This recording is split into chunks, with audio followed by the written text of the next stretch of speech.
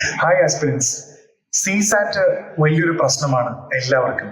പക്ഷേ എന്താ പറയുക, ഞാൻ എപ്പോഴും സ്റ്റുഡൻസ് ആയിട്ട് ഡിസ്കസ് ചെയ്യുമ്പോൾ എല്ലാവരും പറയും സിസാറ്റ് പഠിക്കണം, ഞാൻ സിസാറ്റ് പഠിച്ചുകൊണ്ടിരിക്കുകയാണ്. പക്ഷെ ഒരു വലിയൊരു അപകടം അതിലെപ്പോഴും ഞാൻ കണ്ടിട്ടുള്ള ഒരു സംഭവം, സിസാറ്റ് പഠിക്കുക എന്ന് പറയുമ്പോൾ പ്രോഫിറ്റ് ആൻഡ് ലോസ്, അല്ലെങ്കിൽ ഡിറക്ഷൻ, സീറ്റിംഗ് അറേഞ്ച്മെന്റ്, അല്ലെങ്കിൽ പെർസെന്റേജിന്റെയോ റേഷ്യോ പ്രൊപ്പോർഷന്റെയോ അല്ലെങ്കിൽ മിക്സ്ചേഴ്സിന്റെയോ ഒരു ക്വസ്റ്റ്യൻ വരുമ്പോൾ ഇവരിത് പഠിക്കും. ആ പ്രോസസ് ഇതാണ്.